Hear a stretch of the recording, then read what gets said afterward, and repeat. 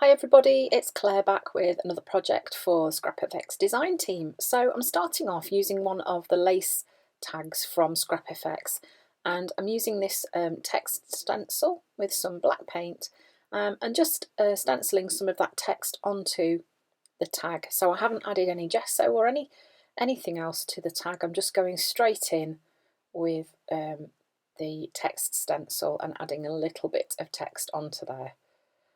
So this is a good way to get rid of that blank page and start off without it being a bit scary when you don't quite know how to start. So then I'm using some of the Lace Sea Sunset collage paper, which is also from ScrapFX. I'm just using a few pieces of this and I'm going to be sticking it in place using some gel matte medium. I love the colours in this. At the minute I seem to be using a lot of warm colours in my work. I seem to be sort of getting drawn to those more than the cool colours. So this is a collage sheet that isn't difficult for me to use in my work.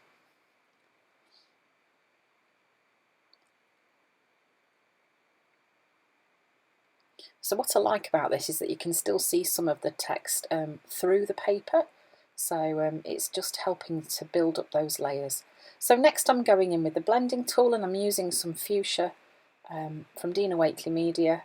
I'm just adding some areas of colour onto that tag. So I'm keeping the colours pretty much the same as the colours that are on the collage paper that went on there first. I'm also using this permanent red violet light from Amsterdam Acrylic as a bit of a brighter pink on there. Then I decided I wanted to push all of that away a little bit, so I'm using a small brayer and a little bit of white paint and just brayering some of that paint onto the tag just to break it up even more. So the reason I was doing this is because I was going to use one of the new stencils from ScrapFX. This is one that I've designed for them, which is very exciting, and it's called Believe, and it's got part of a face and some text on it as well. So I wanted to see if it was possible to kind of break the stencil up and use it in two parts. So using only half the face, the half that obviously where the face is, to state the obvious, Claire. So I'm just stenciling that on, being careful not to have too much paint on my blending tool because it has quite fine details in this stencil and I didn't want it to bleed through. And then I was going to split the text up as well and kind of try and fit that into the space that was left.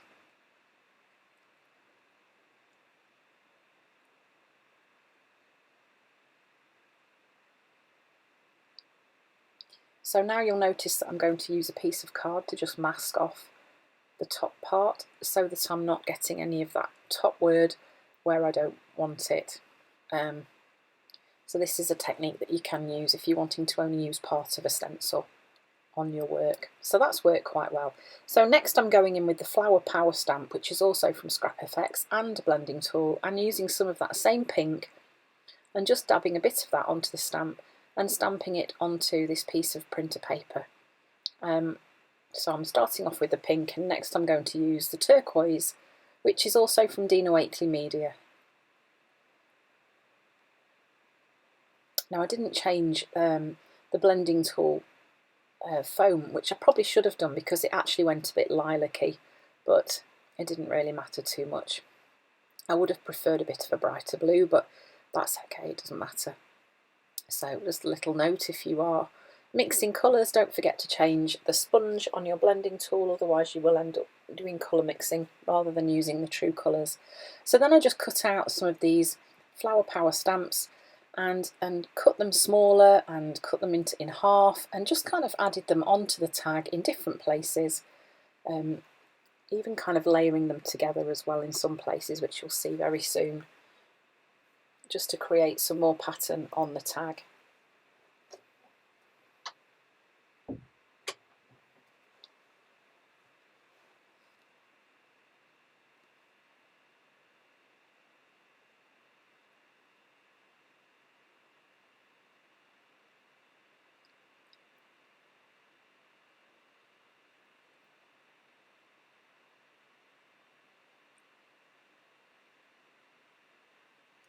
So you notice here I've got some spaces and I was just finding out that some of the bits that I'd cut out would fit into those little spaces. just to create some more interesting patterns. So then I'm using a Posca pen and adding some more mark making onto the tag as well. I've also done some scribbly outlines on those circles, circles that have come from the Flower Power stamp.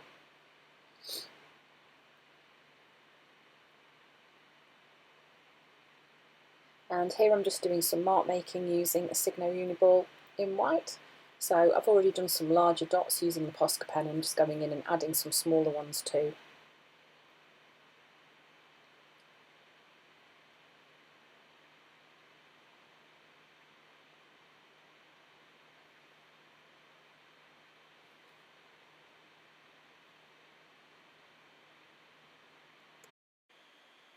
So then once that was finished, I just got some of this lovely quite sheer ribbon, and I'm just popping that through the top of the tag, and then it is complete, and it's going to be added into my Scrap Effects junk journal, the craft junk journal that I've been working in recently.